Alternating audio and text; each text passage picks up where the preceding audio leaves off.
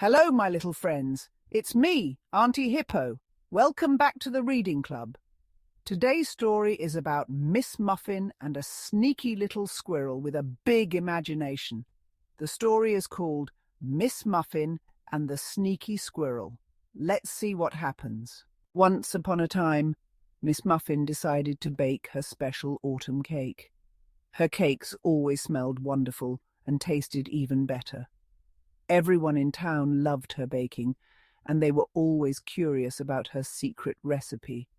But Miss Muffin kept her recipe hidden. She liked to keep a little mystery in her kitchen. Today she had everything ready. She started mixing her ingredients with a big smile. But Miss Muffin didn't notice a little pair of eyes watching her from outside the window. Sim the squirrel, who was busy gathering acorns, caught a whiff of the delicious smell coming from Miss Muffin's kitchen. Curious, he scampered over to the window and peeked inside. He thought, his eyes twinkling with excitement. He tiptoed closer and closer to the window, eager to see every ingredient she was using. But just as Sim tried to lean in a little further, he lost his balance. He tumbled down with a little squeak, scattering acorns and seeds everywhere. One of his seeds even dropped right into Miss Muffin's cake batter. Miss Muffin didn't see any of this, though. She popped her cake into the oven and went to get ready while it baked. Meanwhile, poor Sim sat by the window, his little heart racing. What if that seed does something strange to her cake? He worried. What if it turns Miss Muffin into a plant? He imagined her sprouting leaves and roots and needing water and sunlight to survive. Oh no, what if Cream the cat smells her and tries to nibble on her? Sim started to feel really guilty. He watched the window, pacing back and forth, nibbling his tiny paws. What should I do, he thought. Maybe she needs water. Maybe she needs sunlight.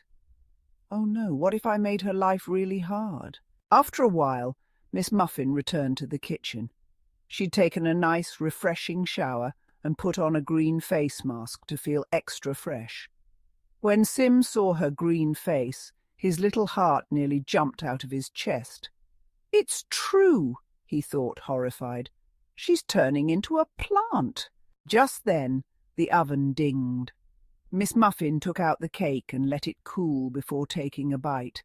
Suddenly she stopped, spotting something unusual. A seed, she said, holding it up and looking puzzled.